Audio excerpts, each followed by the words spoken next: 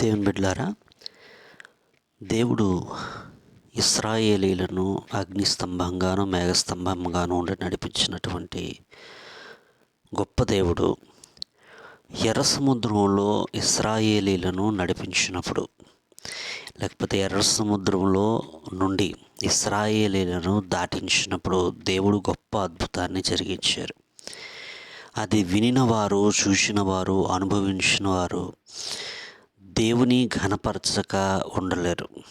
అంతటి అద్భుతకరుడు, మహాదేవుడైనటువంటి ఆయన ఎర్ర సముద్రంలో ఇశ్రాయేలీల జీవితంలో, లేకపోతే ఇశ్రాయేలీల కొరకు ఎర్ర సముద్రంలో ప్రభువు చేసినటువంటి ఆ అద్భుతాలను గురించి మనం ఒకసారి చూసినట్లయితే కనుక, ఏదో సింపుల్గా చదువుకొని ఒక అద్భుతం జరిగిందని భావించడం కాదు. కానీ ఆ భాగాన్ని మనం చూస్తున్నట్లయితే కనుక నిర్గమకాండం 14వ అధ్యాయం చదివితే, అక్కడ ఎర్ర సముద్ర మార్గంలో దేవుడు 10 అద్భుతాలను ఇశ్రాయేలీల కొరకు జరిగించారు. ఐగుప్తు దేశంలో జరిగించిన అద్భుతాల గురించి చెప్పటం లేదు, ఇశ్రాయేలును విడిపించటానికి ప్రభు చేసిన అద్భుతాల గురించి చెప్పటం లేదు. కేవలం ఎర్ర సముద్ర మార్గంలో, ఎర్ర సముద్రంలో దేవుడు ఇశ్రాయేలీల కొరకు చేసిన 10 అద్భుతాలను గురించి ఈ సందర్భంగా మీకు జ్ఞాపకం చేస్తూ ఉన్నాను. సో చూడండి, త్వరగా మాటలు ఒకసారి గుర్తు చేసుకుందాము. నెంబర్ 1, నిర్గమకాండము 14వ అధ్యాయము 20వ వచనాన్ని చదివినట్లయితే, నిర్గమకాండం 14వ అధ్యాయం 20వ వచనాన్ని మనం చదువుతున్నప్పుడు, అక్కడ దేవుని మేఘము ఇశ్రాయేలీలకు వెలుగును, ఐగుప్తీయులకు చీకటిని ఇచ్చినట్లుగా మనం చూస్తూ ఉన్నాం. మేఘస్తంభము ఇశ్రాయేలీలకు ముందుండి నడిపిస్తున్నటువంటి ఈ మేఘము ఇశ్రాయేలీల వెనక భాగానికి వెళ్ళి, అదే మేఘము ఇశ్రాయేలీలకేమో వెలుగునిస్తూ ఉంది, ఐగుప్తీయులకి చీకటిని కలుగ చేస్తూ ఉంది. ఈ మాటను 14వ అధ్యాయం 20వ వచనంలో మనం చాలా స్పష్టంగా చూడొచ్చు. అలాగే నేనేమి ఎక్స్ప్లెయిన్ చేయటం లేదు, కానీ జస్ట్ ఆ అద్భుతాలను గురించి మాత్రమే మీకు చూపిస్తాను, జాగ్రత్తగా గుర్తించండి. రెండో విషయాన్ని మనం చూస్తున్నట్లయితే కనుక, ఈ మేఘస్తంభములో అగ్ని ఉన్నదని చూడండి.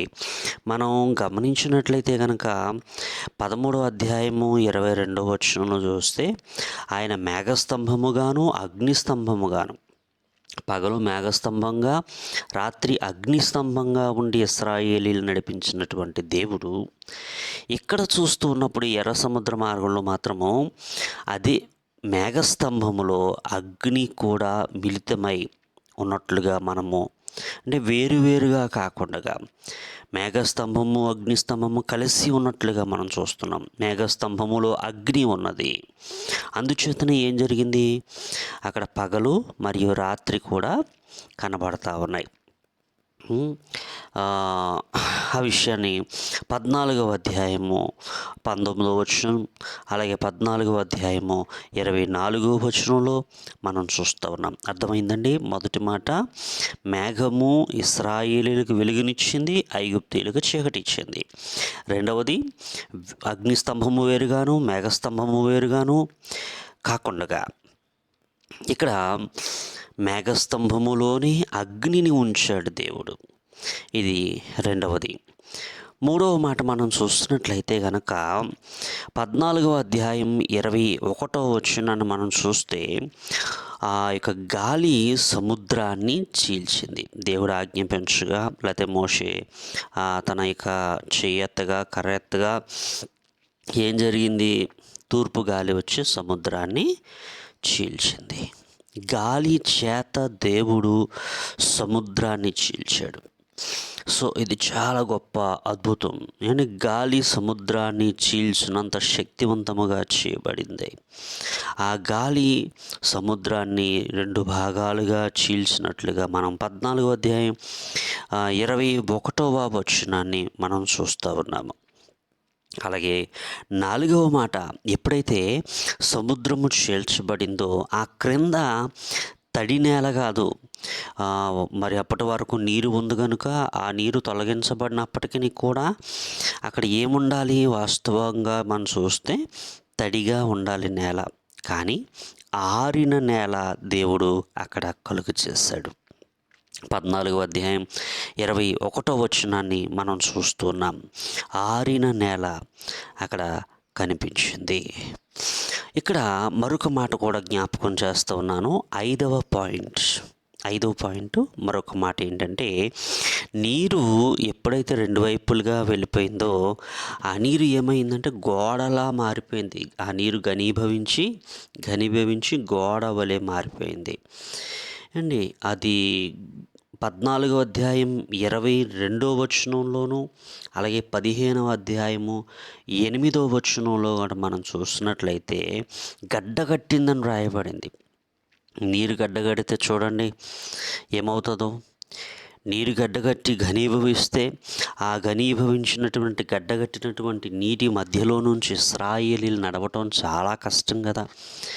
అయినప్పటికీ కూడా దేవుడు వారికి వెచ్చదనాన్ని కలుగజేసి గడ్డకట్టినటువంటి లేదా ఘనీభవించినటువంటి ఆ నీళ్ల మధ్యలో చేయబడిన మార్గంలో దేవుడు ఇశ్రాయేలీలను నడిపించాడు. ఇది 5వ మాట. 6వ మాట మనం చూసినట్లయితే కనుక, మేఘములో నుండి అగ్ని ఐగుప్తీయులను కలవరపరిచింది. మేఘంలో నుండి అగ్ని ఏం చేస్తుందండి, ఐగుప్తీయులను చాలా కలవరపరుచున్నది. 14వ అధ్యాయం 24వ వచనాన్ని చదివితే ఐగుప్తీయులు ఇశ్రాయేలును అందుకోవడానికి బయలుదేరి వారు వచ్చేస్తూ ఉన్నారు. ఈ యొక్క అగ్ని ఐగుప్తీయులకును ఇశ్రాయేలీయులకు మధ్యన ఉండి మరి ఐగుప్తీయులను వాటి రథములను కూడా మరి కలవరపరిచినట్లుగా మనం చూస్తున్నాము. 14వ అధ్యాయం 24వ వచనంలో మనం ఈ మాట చూడవచ్చు. తర్వాత 7వ మాట మనం చూస్తున్నట్లయితే కనుక, ఈ యొక్క ఎర్ర సముద్రంలో ఇశ్రాయేలీలు 6 లక్షల మంది కంటే అత్యధికంగా ఉన్నారు. అక్కడ మనం గమనించినట్లయితే కనుక 12వ అధ్యాయం 37, 38 వచనాలు చదివితే ఓన్లీ వయసు వచ్చినటువంటి వారు, కాలుబలము అంటే సైనికులుగా ఉండదగినటువంటి వారు 6 లక్షలు. వీరు కాక వృద్ధులు ఉన్నారు, ముసలివారు ఉన్నారు, స్త్రీలు ఉన్నారు, పశువులు, ఆస్తిపాస్తులు, బంగారము, ఇవన్నీ తీసుకొని ఇశ్రాయేలీలు బయలుదేరి వస్తున్నారు కదా. అయితే వీరి ఈ సముద్ర ప్రయాణాన్ని మనం గమనించినట్లయితే కనుక అక్కడ బాగా అర్థం చేసుకోండి. ఒక రాత్రి తర్వాత గడిచింది, ఉదయం అయ్యింది. రెండవ రోజు సాయంకాలం పొద్దుపొడిచింది. ఆ రోజు రాత్రికల్లా వారు ఆ గమ్యాన్ని, వారు సముద్ర ప్రయాణాన్ని దాటినట్లుగా మనం ఆ లేఖనాలను బట్టి చూస్తూ ఉన్నాం. అంటే చూడండి, 1900 కిలోమీటర్ల పొడవున్నటువంటి ఎర్ర సముద్రాన్ని దరిదాపు ఒక రోజు కంటే కొంచెం ఎక్కువ లోనే వారు దాటగలిగారు. ఇంకొక విషయం చెప్పాలి ఇక్కడ, ఇశ్రాయేలీలు ఐగుప్తు దేశంలో నుండి సముద్రం దగ్గరికి రావటానికి 3 రోజులు పట్టిందంటండి. వీరు సముద్రం దగ్గరికి రావడానికి 3 రోజులు పట్టింది, కానీ సముద్రాన్ని దాటడానికి మాత్రం, ఇంత వైశాల్యం ఉన్నటువంటి ఈ సముద్రాన్ని దాటడానికి మాత్రం రోజు కంటే కొంచెం ఎక్కువ మాత్రమే పట్టింది అనే విషయాన్ని ఇక్కడ మీకు గుర్తు చేస్తున్నాను. ఎందుకు అంటే నూతన శక్తిని దేవుడు వారికి ఇచ్చి, వృద్ధులు కాదు, బాలురు కాదు, స్త్రీలు కాదు, పశువులు కాదు, అందరూ కూడా చాలా ఉత్సాహంతో ఆ సముద్రాన్ని వారు దాటగలిగారు. ఇది ఒక గొప్ప అద్భుతం. వారిలోనికి దేవుడు పంపినటువంటి నూతన బలం, నూతన శక్తి, నూతన తేజస్సు, నూతన మహిమ దేవుడు నింపి వారిని ఆ సముద్రము దాటింపు చేశాడు. ఇది దేవుడు చేసినటువంటి మరొక అద్భుతం. అలాగే మనం 8వ పాయింట్ మనం చూస్తున్నట్లయితే కనుక చూడండి, 14వ అధ్యాయము 28వ వచనం చదివితే, 14వ అధ్యాయము 28వ వచనం చదివితే, సముద్రము అధిక బలముతో ఐగుప్తీయులను కప్పేసింది. సముద్రాన్ని మరలా దేవుడు ఆజ్ఞాపించమని మోషేకి చెప్పిన వెంటనే, మోషే ఆజ్ఞాపించిన వెంటనే సముద్రం ఏమైంది? అధిక బలముతో ఐగుప్తీయులను కప్పింది. అండ్ ఇదొక అద్భుతం, 8వ మాట. అంతేకాదు, మనం చూస్తున్నట్లయితే కనుక 9వ మాటగా, ప్రపంచ ప్రఖ్యాతి చెందినటువంటి ఈ యొక్క ఫరో యొక్క రథాలు మన లేఖనాలు చూడవచ్చు. ప్రపంచ ప్రఖ్యాతి చెందినటువంటి ఫరో యొక్క రథాలు అంటే చాలా చాలా చాలా ప్రఖ్యాతిగాంచిన అనమాటండి. ఫరో కూడా సంఘమును గూర్చి రాస్తున్న పరమగీతాల్లో అంటాడు, నిన్ను దేనితో పోల్చుతాను? ఫరో రథాశ్వములతో నిన్ను పోల్చుతాను అంటాడు. అంత ప్రఖ్యాతిగాంచినటువంటి ఫరో రథాలు కూడా ఏం జరిగినాయి ఇక్కడ?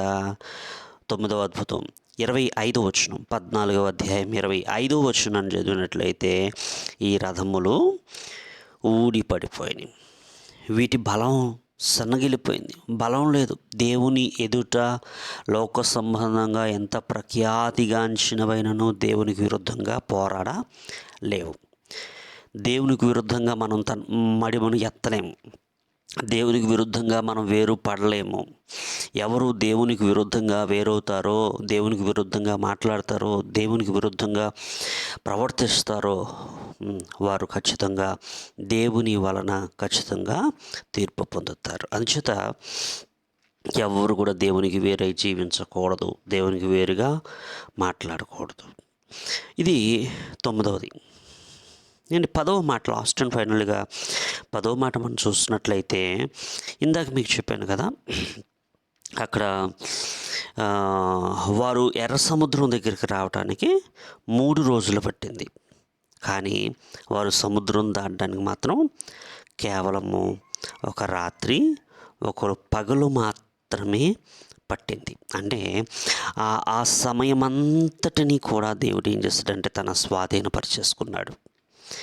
ఆ సముద్రంలో వారు ప్రయాణించే సమయమంతా కూడా ఏమైందంటే, వారు దాటే వరకు కూడా ఆ సమయము, మేఘము, అగ్నిస్తంభము ఆ సమయాన్ని నడిపించి, చూడండి 14వ అధ్యాయం 20వ వచనంలో మనం చదవచ్చు, మేఘస్తంభం ఉన్నది అక్కడ కనుకని రాత్రి కానీ, అలాగే 14వ అధ్యాయం 24వ వచనంలో మరి వేకువజాము అంటే పగలు కానీ, అలాగే 14వ అధ్యాయం 27వ వచనంలో ఆ సాయంకాలం కానీ, ఈ సమయములన్నిటినీ కూడా దేవుడు తన ప్రజల కొరకు స్వాధీనపరిచి, ఇశ్రాయేలును ఐగుప్తు దేశంలో నుండి తీసుకొచ్చినటువంటి ఆ ప్రభువు ఎర్ర సముద్రంలో వారిని నాశనం చేయక, ఎర్ర సముద్రాన్ని చీల్చి దేవుడు ఇశ్రాయేలును దాటింపు చేసి, అరణ్య మార్గంలో కూడా అనేకమైన అద్భుతాలను వారి జీవితంలో జరిగించి, తాను మాట ఇచ్చిన కానాను దేశాన్ని ఇశ్రాయేలీయులకు స్వాస్థ్యంగా అనుగ్రహించాడు. ఆయన నమ్మదగిన వాడు కనుక ఇశ్రాయేలీయుల జీవితం ఎలాగైతే దేవుని చేత నడిపించబడి వారు దేవుని మాట వారి నెరవేర్పు వారి జీవితంలో చూచారో, స్వాస్థ్యాన్ని పొందుకున్నారో, మన బ్రతుకుల్లో కూడా దేవుడు నమ్మదగిన వాడు. ఆయన మనకు మాట ఇచ్చి నెరవేర్చేవాడు.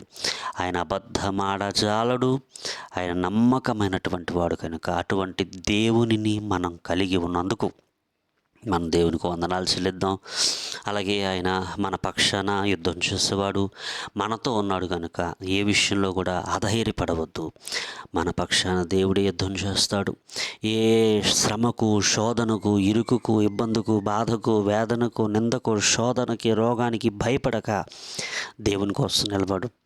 అలా ప్రభువు చేత నిలబడ్డానికి దేవుడు సహాయం చేసి నడిపించునుగాక. ఆమేన్.